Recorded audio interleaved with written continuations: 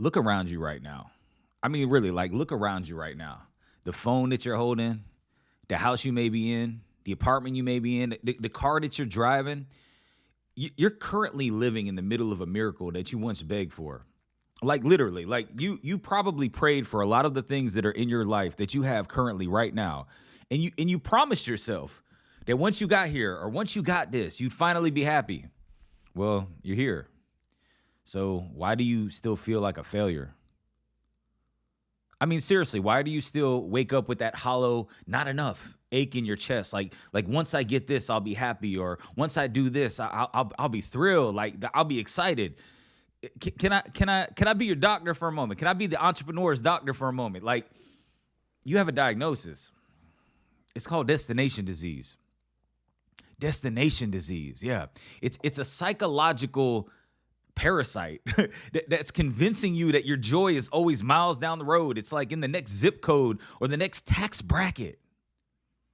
I know somebody can relate to this. Listen, you've turned your life into a waiting room for what's next that doesn't exist. Come on now, you're winning on paper, but your soul is like starving because you've convinced yourself that happiness is a prize waiting at a finish line while you're physically walking over the diamonds in your own backyard. Come on now, like we've been told that the journey is just the price that you pay to get to the destination.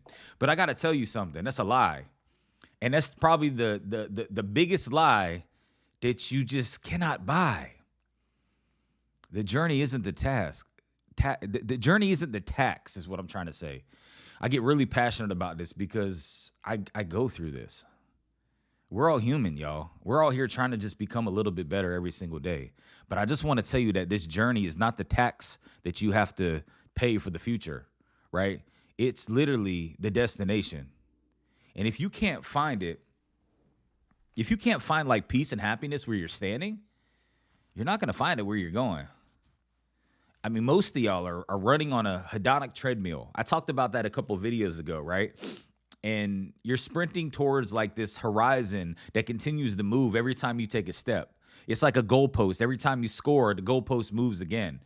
And it's okay to not be satisfied in life, but it's a struggle when you can't finally be content.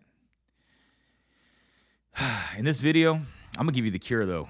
Come on, y'all. I'm going to show you how to break down that treadmill and give you the focus framework, something that I've created that helps people find optimism and clarity using small steps. That's what focus stands for, finding optimism and clarity using small steps. And you're gonna finally see the wealth that you've been blind to.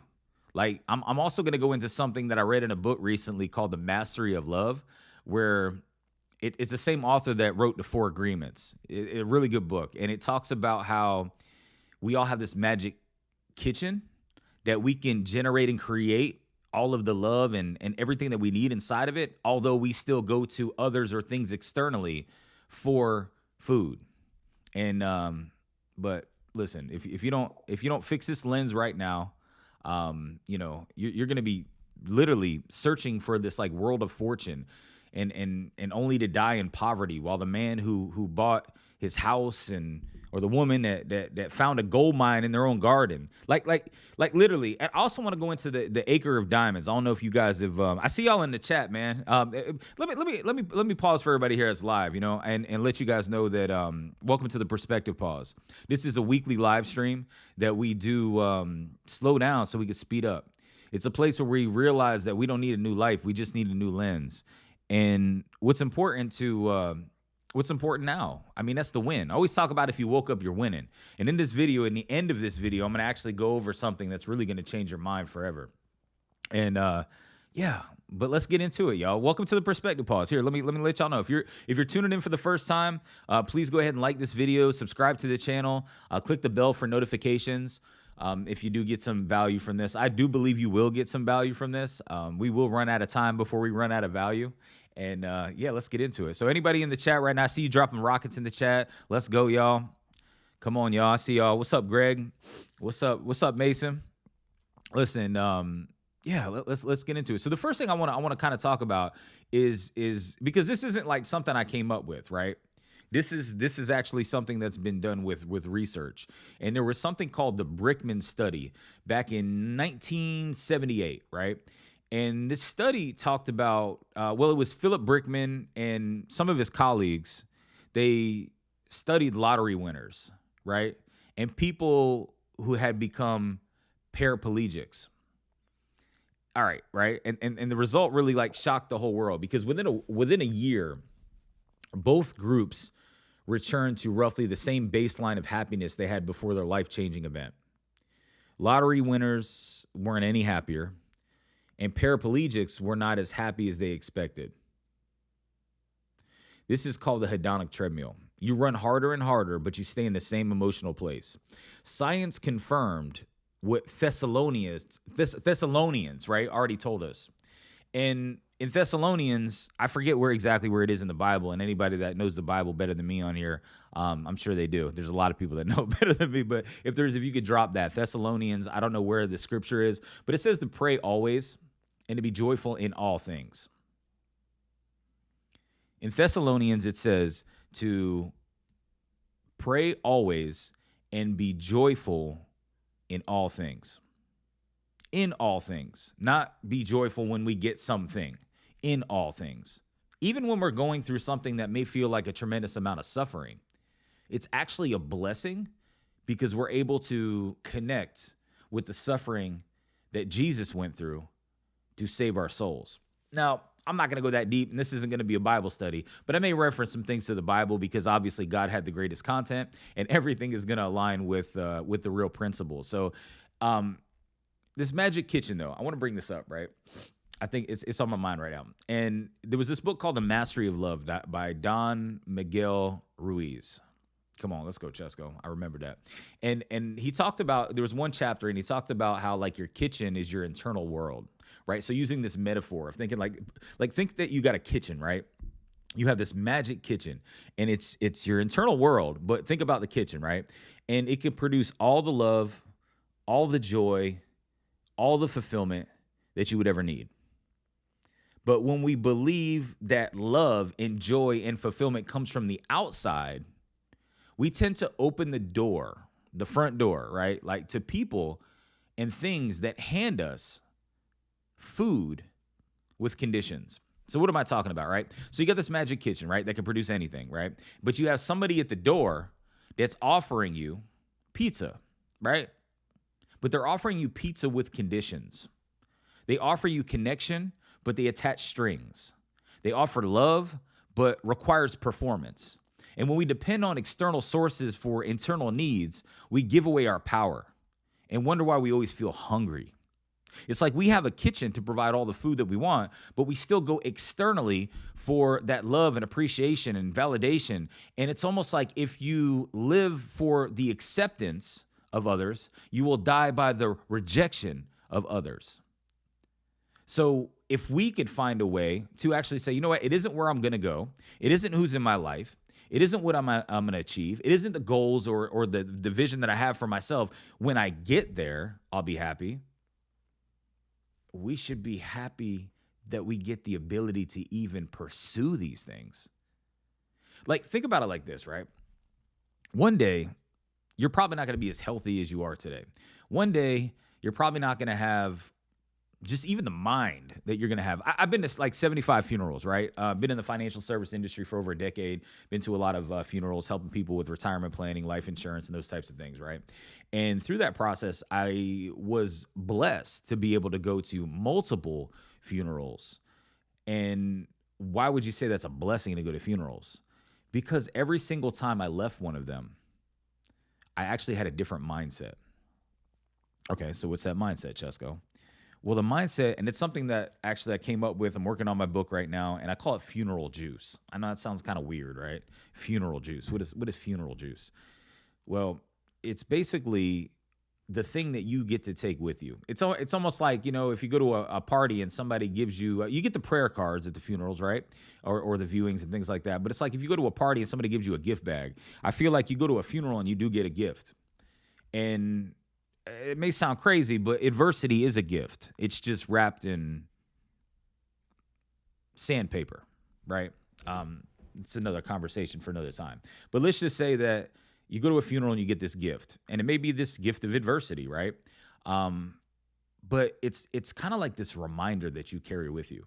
It's almost like a keychain that you kind of put on your keys for a little while, but then it kind of falls off because we have social media now. Hooray, right? Great place to market your business.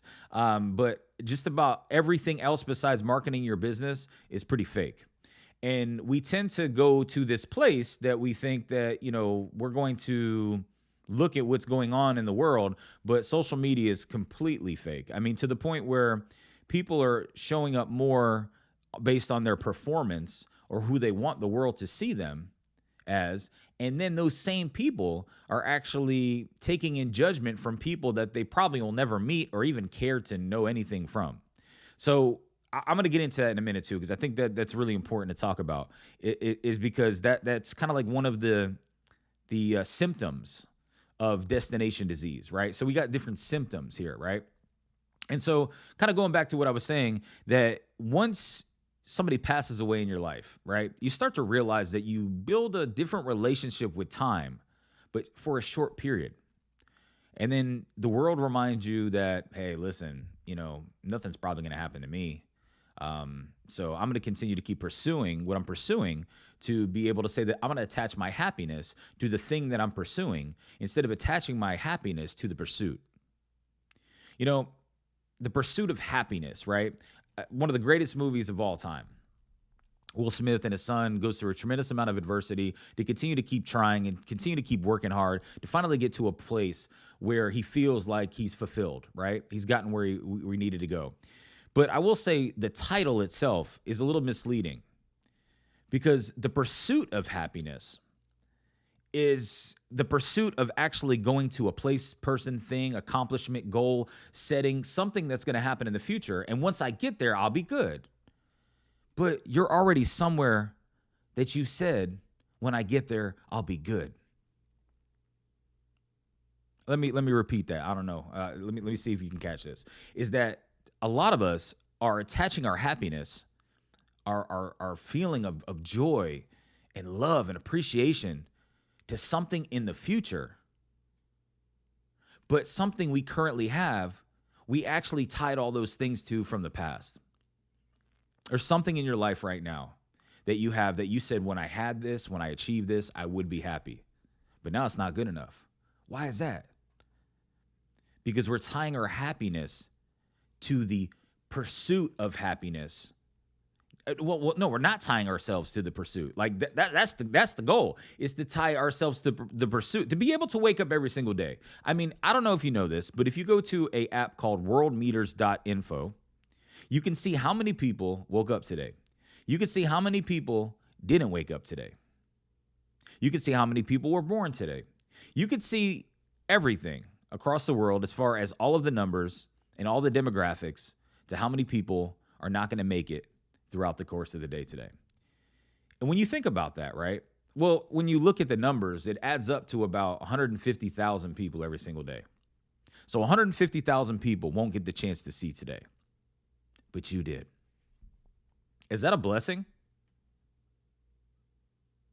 Think about that, right? 150,000 people will not get the chance to see today, but you did. Now, I'm not trying to pour any grief, guilt, or, kind of like suffering on you right now to feel bad that you're not appreciating what you currently have in your life and you're not going to be happy until you get a certain place.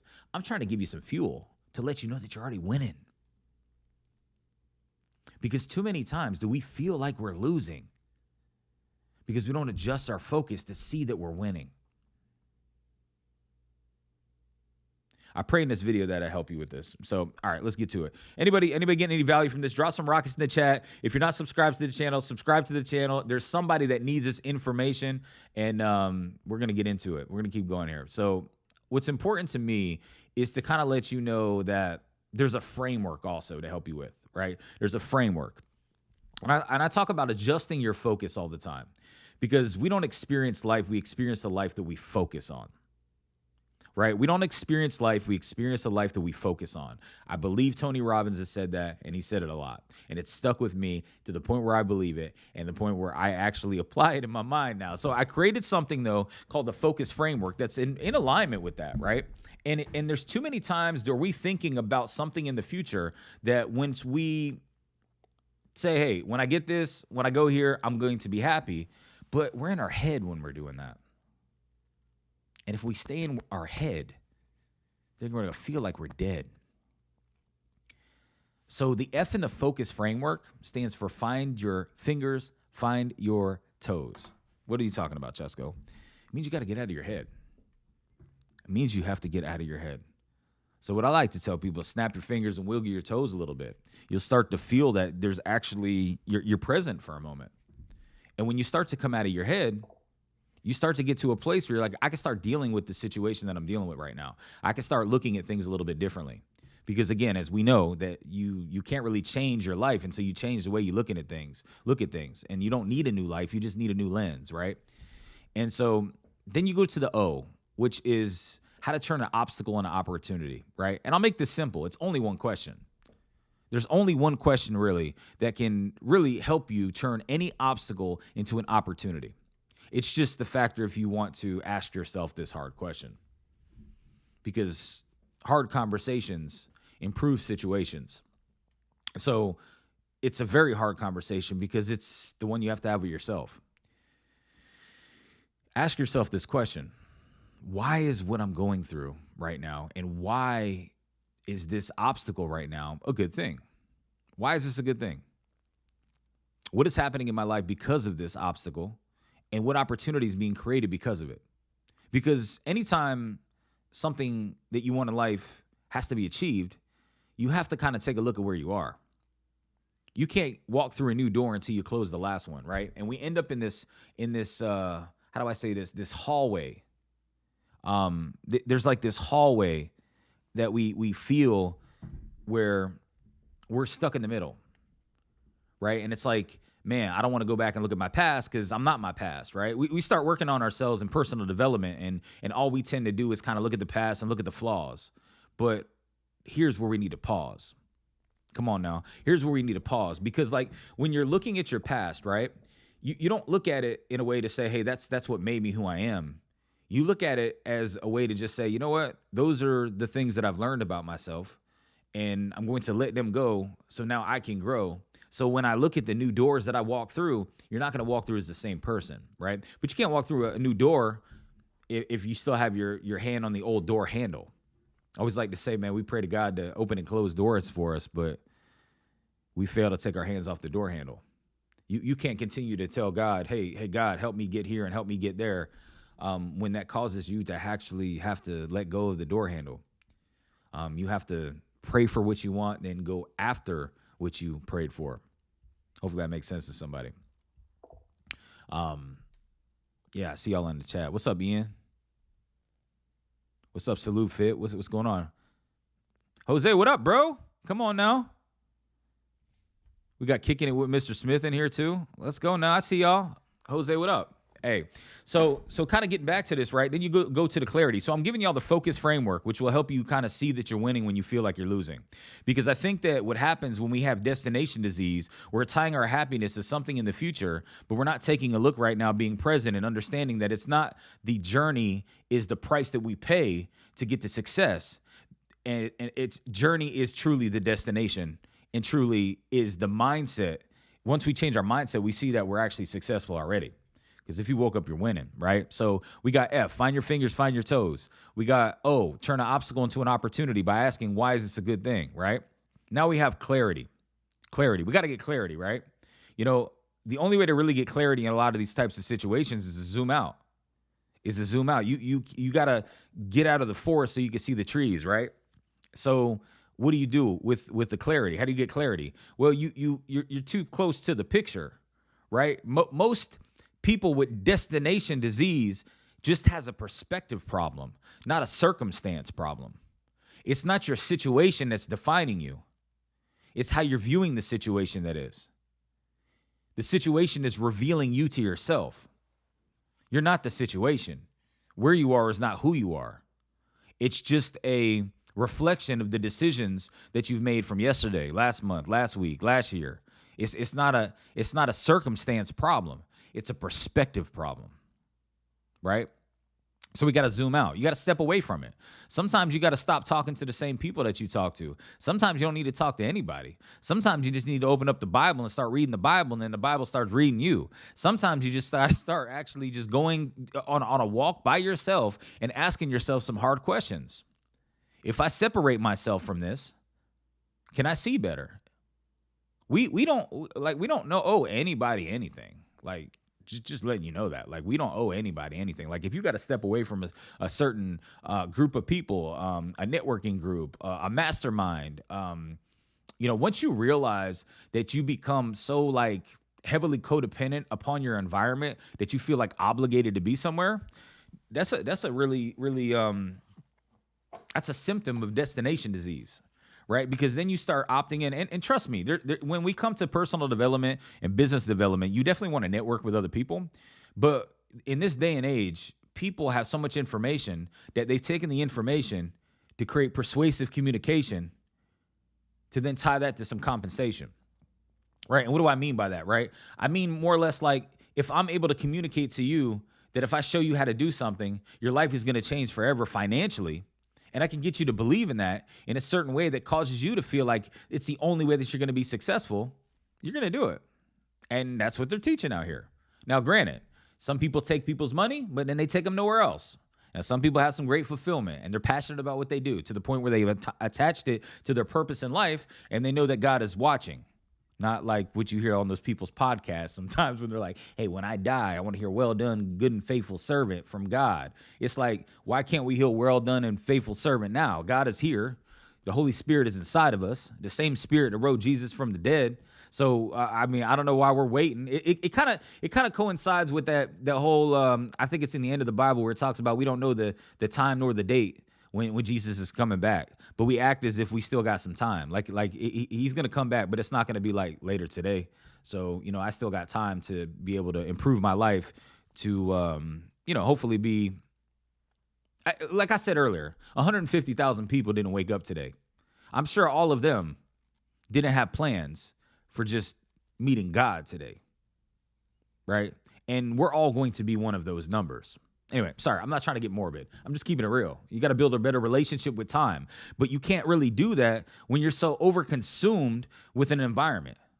Because when you're in certain arenas and you get around certain people and they're asking you to do certain things, like, you just become a yes man. You get so caught up in saying yes to the things that you're currently doing, whether it's a financial gain, whether it's an emotional gain, whatever it is, right, that you feel like you're obligated. But the only obligation that you have is to serve God. And, some of these people want you to serve them instead. But we won't get into that today. What we will say is that sometimes we got to zoom out. Because, again, you don't have a circumstance problem. You have a perspective problem. It's not what's happening in your life. It's the lens that you're using to view it. So it's kind of like, to all my photographers, right? It's kind of like if you have a zoom lens set up and you're right next to a tree, you're not going to see anything. You may see an ant, but you need to change the lens that you're looking at things through, and then you could zoom out, have a wide angle lens, right? And then now you can see things a lot differently. Anyway, then we go into the U, the number one, my favorite part of this framework. So we got F, find your fingers, find your toes. We got O, turn an obstacle into an opportunity. We got C, clarity, zoom out, right? But then we have the number one thing that's going to be more or less taking action, right? It's unlearn and relearn. See, here's the thing. It's not what we don't know that holds us back. It's what we do know that we hold on to that's not a fact. It's not what we don't know that holds us back. It's what we do know that we hold on to that's not a fact. The things that we believe were true our whole life may be the things that are actually not true. And it's crazy when you become aware. I read something yesterday. My mom actually sent it to me. Friedrich Nietzsche. I think I'm saying his name right. Somebody let me know if I'm saying it right. Friedrich Nietzsche, right?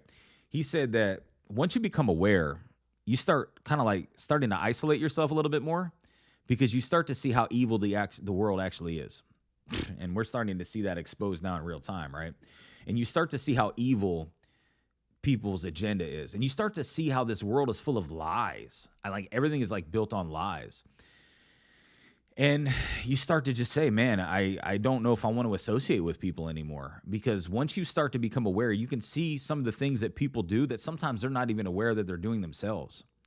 Because they may be in love with money, or they may be just in love with validation, or they just may be in love with their desires that they should not have. I mean, as a man, right? As a man, I'll tell you this. We desire a lot of the things that we just shouldn't have. We desire a lot of the things that we shouldn't have. And then we go to war with ourselves. Mason, I don't know if he's on here still, but he actually, I spent some time talking to him actually yesterday, and we had a really good conversation about kind of like when you sin, right?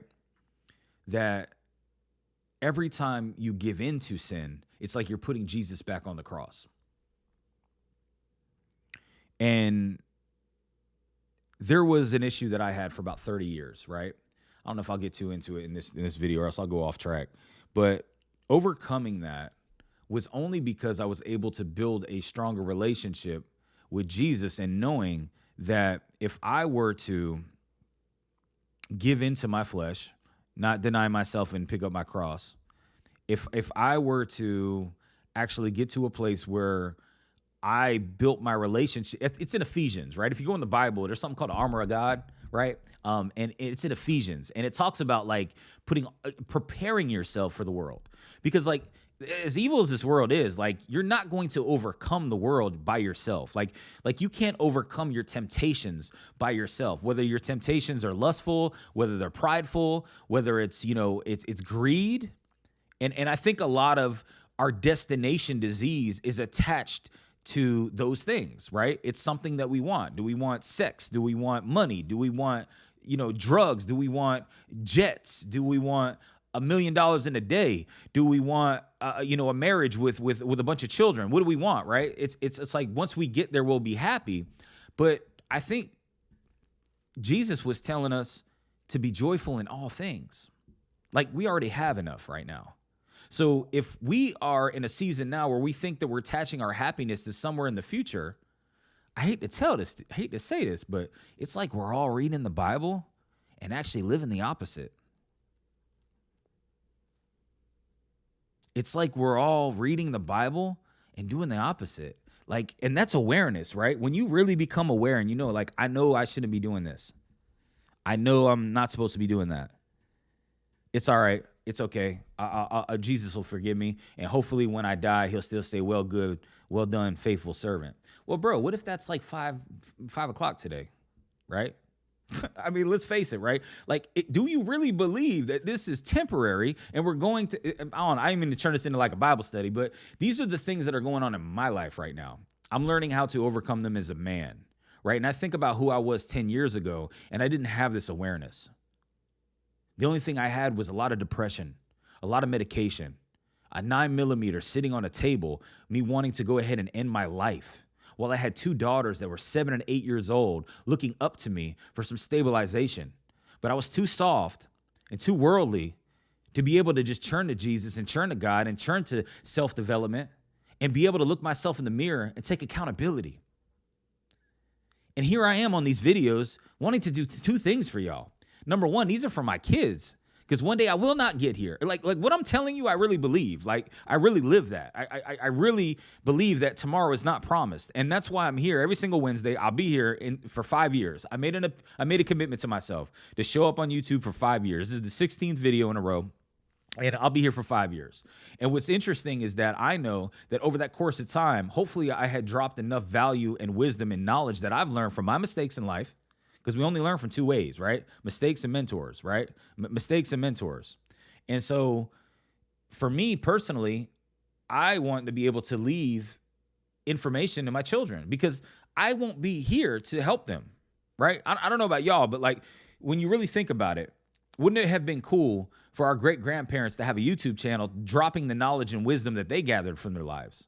How cool would that have been to kind of check that out, right? Well, I'm thinking that now for my future, my great grandkids. They're going to be able to get this. Now, granted, there's going to be a lot of AI, there's going to be a lot of information everywhere, but I'm starting to realize how much of that is fake too, and how much of that is lying too, and how much we depend on technology as our new God.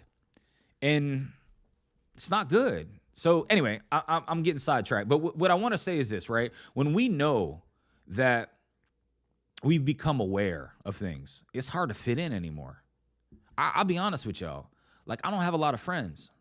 I got some mentors, and some of my mentors I've done business with, because every time I put myself in another room, I just go to add value.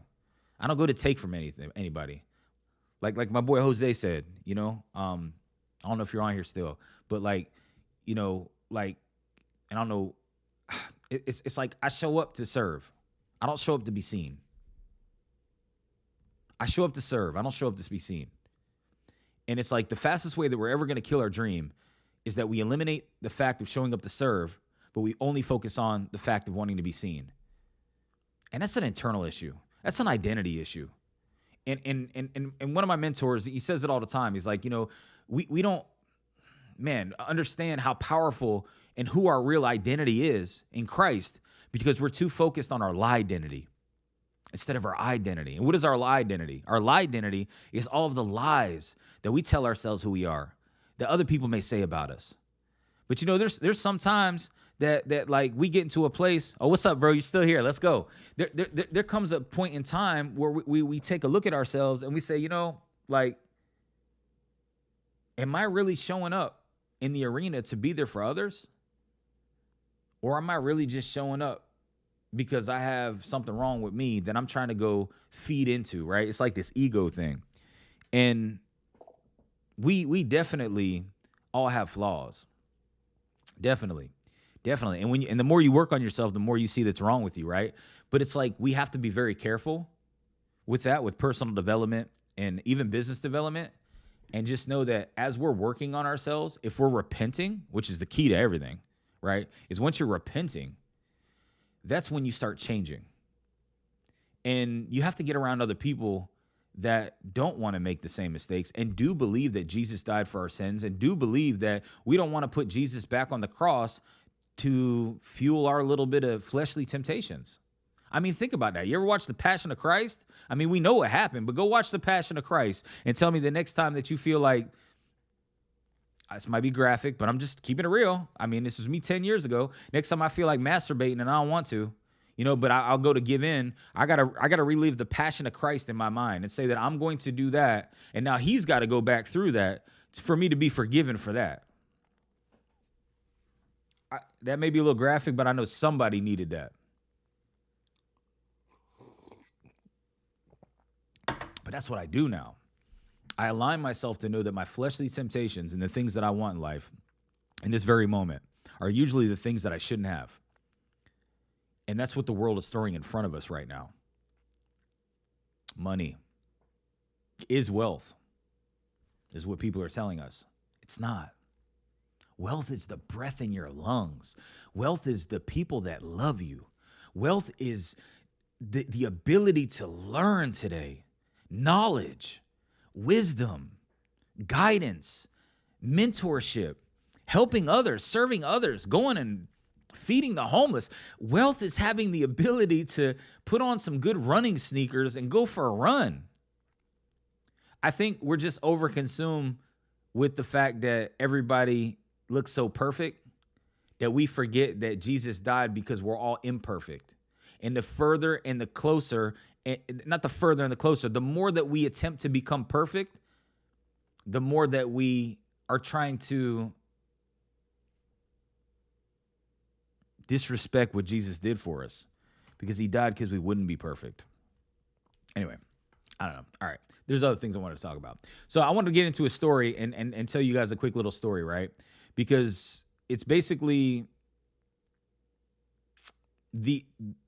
I don't know how this is something that I believe I learned through stories, and I didn't do any drawing today because I feel like this is something that I wanted to attack head on and just look at y'all dead in the eyes and really like just really tell you that as you look at what other people have achieved in their lives, and you think that what they have may make you happy. I mean, don't get me wrong. Like it kind of shows you what you want, which is okay. And you don't have to like explain to somebody. Let me kind of break this down too. Like you don't have to explain to somebody why you want what you want, right? If you want a brand new car and somebody's like, why you need a brand new car? I don't need it. I want it. And there's nothing wrong with wanting something. Like I want y'all to like catch this. There's nothing wrong with wanting something. The only thing that there's a problem with is when we say we need that to become happy. We need that to feel fulfilled. I don't know if y'all ever heard the story of the acres of diamonds. I think it was Russell Conwell. Yeah, Russell Conwell back in, I don't know, it's like the early 1900s, I want to say. I've been reading a lot of books from the early 1900s, just to kind of like throw something out there.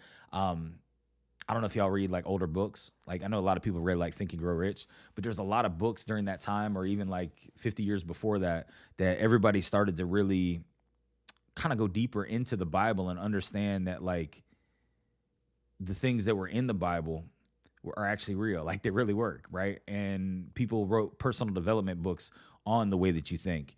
And it's like as a man thinketh is who he becomes, right? And there's tons of books, but this was kind of around that same period of time. And I want you to hear the story, right? There was a farmer, right? And he owned a large farm, grain fields and gardens, right? And he was wealthy. He was financially good. He was good, right? And he was content until one day, this old priest told him about diamonds, right?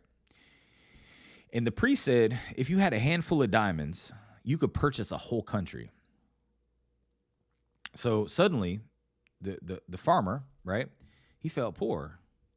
He wasn't any poorer than he was before the conversation, but he felt poor because of the conversation, because of what he was exposed to from what somebody else said. If you had a handful of diamonds, you could purchase a whole country. Okay? So he was like, if I had a handful of diamonds, I could purchase a whole country. Okay, so where did his focus go now? His focus went on not where he is, but what he could do, right? So in that moment, his lens changed. So what did he do? He sold everything. He sold his farm. He left his family. He traveled the world searching for diamond mines, right? He went through Africa, Europe, spent all of his money, and eventually he was broke. Like he had nothing left, and he was broke in, and he was starving, and he literally like threw himself into the ocean, right? And what's interesting is the man that bought the farm that he sold, right? He was leading a camel one day to the stream because there was like a river that was connected to his farm, right?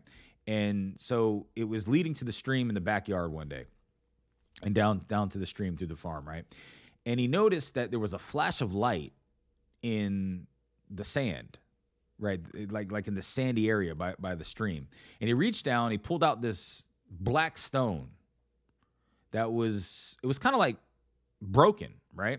And when he was looking at the black stone, he kind of caught a glimpse of something shining, right? And he was like, man, what is this? And he looked, and inside of the black stone, there revealed a diamond. Now, that farm, that farmer sold to him, he did not know, but it ended up becoming the mines of Golconda, I want to say. The mines of Golconda, right? And this was the most magnificent diamond mine in the history of the world. Now, although this farmer, he traveled the whole world, the whole earth, looking for diamonds, but he died in poverty, while the very land that he sold was literally covered in acres of diamonds. Now, the farmer didn't fail because there were no diamonds. He failed because he believed the lie. He had destination disease. He threw away what he had that he never even took the time to look at, to go search for something else that he believed would make him happy. Not to even know that he had wealth and everything and the largest diamond mine underneath his own feet.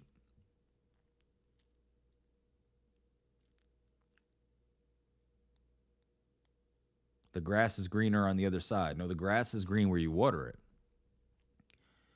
We all have these diamonds inside of us. I mean, like God gave us all wealth, but we're selling our peace, our family time, and our health sometimes to go find success in some distant zip code, while the acres of diamonds are sitting in your own backyard, in the very job that you hate, the business that just doesn't feel like it's going anywhere, the very city that you may want to leave. Like, man, when I move, I'll be happy. I've even felt that way lately. And I'm like, if I move, I'll be happy. I live 5 minutes from the beach. Like, I live in Florida, and I'm like 5 minutes from the beach. And I'm thinking to myself, I want to go move somewhere else. And I'm not even appreciating what I actually have. You know what? Today, I'm gonna go watch the sunset today. As a matter of fact, I'm going to go do that. I'm going to go appreciate what I have here before I start looking at what something else is going to actually make me feel peaceful. So anyway, that just came to me. But here's the thing, right? The relationships that you're ignoring in your life, think about that too. Destination disease. It's going to kill you. Stress leads to heart failure. And when we think about heart failure as one of the biggest killers in the United States of America, if stress leads to heart failure, what leads to stress? Not seeing that you're blessed. Not changing the lens that you're looking at your farm with. Not changing the lens that you're looking at your current relationships with. Not changing the lens that you're looking at your current job with. Not changing the lens that you're looking at your current position with.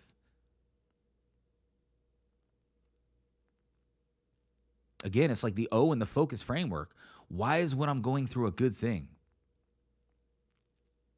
Stop looking at trying to be comfortable fast. That's pleasure.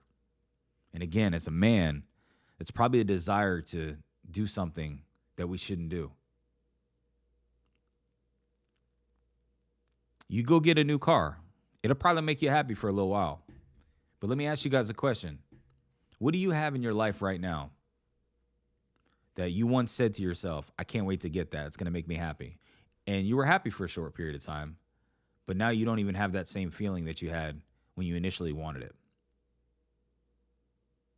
It's just like what we talked about before. That's the pizza that somebody's offering at the door. Here, I'll give you some pizza. I don't need the pizza. I have my own magic kitchen that can produce anything. We just see that everybody else has the pizza because nobody else is working on themselves. Nobody else is changing the lens that they look at things through. They're too caught up on social media trying to seem to be something instead of actually being something. There's a difference between being authentic and being perfect. And I think that being authentic isn't always just being ourselves. It's actually being ourselves around other people. There's a book that a friend of mine told me to read called Profit First. And it talks about financial planning for businesses and entrepreneurs. It's something that, our company has done for a long time. But in the beginning of that book, he talks about how everybody is hurting themselves by pretending to be something that they're not. And they're doing it in front of other people that are also doing the same thing. So everybody is just pretending. So as you're pretending to be something you're not, to look up to somebody or build a relationship, the person that you want to build a relationship with is most likely pretending to be something that they're not also. They've just gotten really good at it. Most of the things that you're shooting for that you think are going to bring happiness are actually a mirage. I don't know if you know what a mirage is, but it's kind of like when you're hallucinating in the desert because you're wanting water so bad, so you start seeing things that's not really real. That's what most of these things are out here doing. I mean, we have AI influencers. Gary Vee was just talking about it yesterday. Like, why would you pay a real person when you can pay a robot that is just like a real person? You can't even beat that anymore. But the thing that you can't beat is human connection and keeping it real. And that starts with you doing it with yourself. So the last thing I want to share with you guys is this, right? It's something that I worked on back in 2020, and I haven't shared it on any of these videos yet. It was a speech that I was working on, but I'm going to kind of give you just the concept of the speech. But it's kind of like a social experiment at the same time. Hopefully none of you guys are driving, but if you are, maybe come back to this. But if you could really visualize this one thing, I think it'll change your life forever. Started working on this back in 2020. It's called the time machine. I think that a lot of us, we're so focused on going somewhere because we don't have a relationship with time that we should, right? We don't understand that where we are right now is actually a moment that is going to dissipate. So let me share this with you. Appreciate y'all being on here. It's almost been an hour already. Hopefully you guys get some value from this. Drink some water really quick before I go into this, but this is really it for me. All right, check it out. So I want you guys to I want you to do this if you can, if you're not driving or anything like that. But I want you to close your eyes for a minute. It's probably going to take like 2 minutes. I want you to close your eyes for a minute. And I want you to imagine that you have like this magic time machine and you're fast forwarding your life, right? It shows that the demographic of people on YouTube that I'm talking to, mostly that stick around, are between the ages of 25 and 34. I know there's some people a little bit older too, but let's just fast forward about 40 years. However old you'll be. Think about that, right? Me, I'd be 84. I'd be 84 years old, right? And I want you guys to visualize yourselves laying in a hospital bed. Your body is like really frail. You don't have the same knees that you used to have. Your hips, your back, your skin is like real thin. And you're staring at a monitor. You're in the hospital bed staring at a monitor. And you're watching your heart rate just slow down. And you realize that you're down to like your final 60 seconds on Earth. And in that moment, you really wouldn't care about the promotion you didn't get, right? You wouldn't care about the gap between you and your ideal life, right? You wouldn't care about everything and anything when it comes to where you're going to be in the next 5 years of your life, right? And how your life is going to grow. You're not really focused on even how much money that you even have in your bank account, every piece of property that you own. Just one more hour, just one more breath. That's what you're really focused on, right? Is like thinking about how much more time that you have on this planet. And just for one more chance to stand in a kitchen and hear your family's voice, maybe at a Thanksgiving or Christmas, or, you know, be with some friends. Now I want you to open your eyes. I want you to open your eyes now, right? And come back to where you are. Seems like the time machine may have worked, right? Because you went into the future to see what that's going to look like, knowing that that's going to come, right? And maybe that's a great way that it comes, because most people go like that. I saw somebody in a motorcycle accident the other day, and there was a sheet, and I've seen this a couple of times in Florida. It's just, there's so many people here, and I'm sure they didn't get that. They didn't get 60 seconds. They didn't get to tell their loved ones they were gone. They didn't get to kiss their kids one last time. They didn't get to do those types of things. But I want you to think, right, that you traded all that future regret of all the things maybe that you even think about that you didn't do yet, right? or things that you wanted to get accomplished, but you're too busy thinking about, you know, the future for just this moment, right? Because here's the thing, right? Take a breath right now, right? Take a deep breath. Just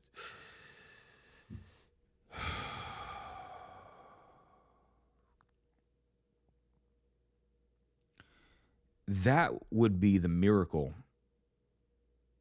that you'd be begging for 40 years from now. You'd give anything for that breath, knowing that it's going to dwindle down, right? You'd give all the money in your bank account. You give everything, right, to be able to do that. I got a question for you, though. What if you valued that breath today the same way that you valued that breath on your that breath on your deathbed? Like really thinking about that, you know, it carries that much value. You're just not noticing it because you feel like you have an unlimited amount of it. But when it gets to the point where you only have about 10 of them, 15 of them, 20 of them, I'd say that every day would be a blessing. And everything that you're currently chasing would be a distraction.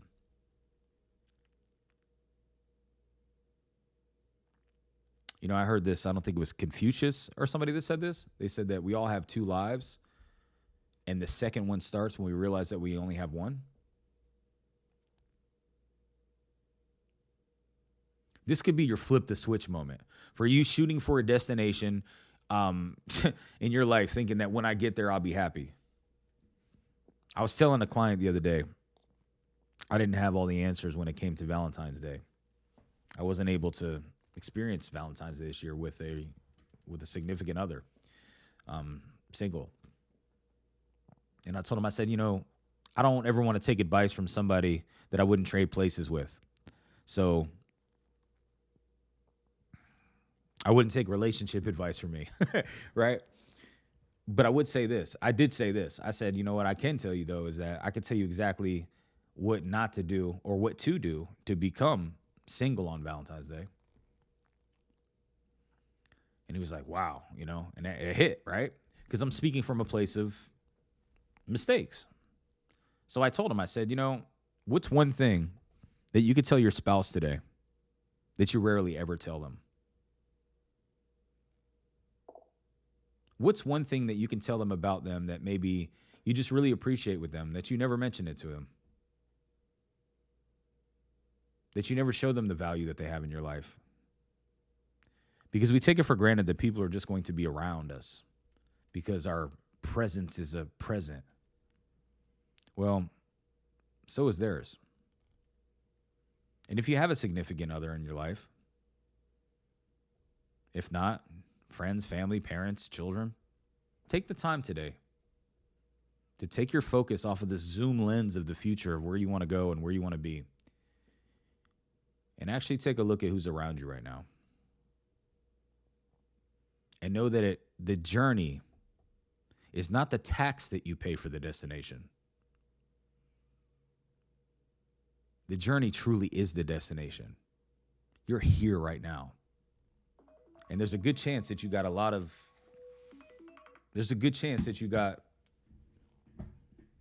enough breath to last you through the rest of the day. The hospitals, they're full of people. The nursing homes are full of people. Stop chasing something thinking that it's going to fulfill your life. When you have the ability right now, you have the magic kitchen right now to create that happiness and create that love and create that ability to actually feel joy. It says it in the Bible. Go to Thessalonians. I think the problem is that we don't pray always. Therefore, it's hard to be joyful in all things. So take some time to pray today. Thank God for what you have in your life. Thank God for the things that you took for granted in your life right now that maybe you didn't give any value to until now. Because one day, we're going to want this moment back. While we shot to get to a certain place. That some people, you're going to be one of two people. I'll say this and I'll leave. Say there's one of two people, right? There's the person that believes that when they achieve something, they'll be happy. So when they do achieve it, they're happy for a short period of time. But then after time, they want something else to fulfill that. And then there's the other person that believes that something will help them become happy or will achieve happiness, but they never get it. So they feel like they don't deserve to be happy. If you're one of those two people, this is the moment where everything changes, because you start to really realize that it's okay to not be satisfied with your life in a sense to where you want to continuously grow. But just know that if you're not grateful for what you currently have, where you're going, what you're going to achieve, it's not going to be enough then either. The last scripture I'll say is this: the man that's faithful with little will be faithful with much. Why should God even give you any more if you don't value what he already gave you? Ask yourself that today. Don't disrespect the things that are in your life to look over them to see things that probably are not even as valuable. Don't spend your whole life searching and chasing things that you believe will create happiness in your life, to one day find out that happiness was already there.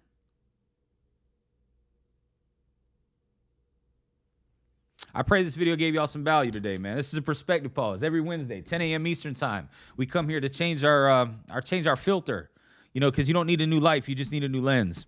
And again, if you're struggling with destination disease, the cure for that is actually realizing that the journey is the destination, and that you're already blessed beyond measure. And the things that are in your life, there's people on the other side of the planet that would literally give anything and everything just to spend one of those, just to spend some time with one of those things in your life. There's somebody on the other side of the planet right now that is literally would give up everything they have just to even have your worst day. So it's not saying that you can't shoot for more. It's not saying that you can't have a life of abundance, but it is saying don't tie your happiness to those things. Stay grounded. Take ownership, take action, take off. Share this video with somebody today. Like and subscribe to the channel if you haven't already. And hopefully this gave you some value on this week's Perspective Pause. God bless y'all. Peace.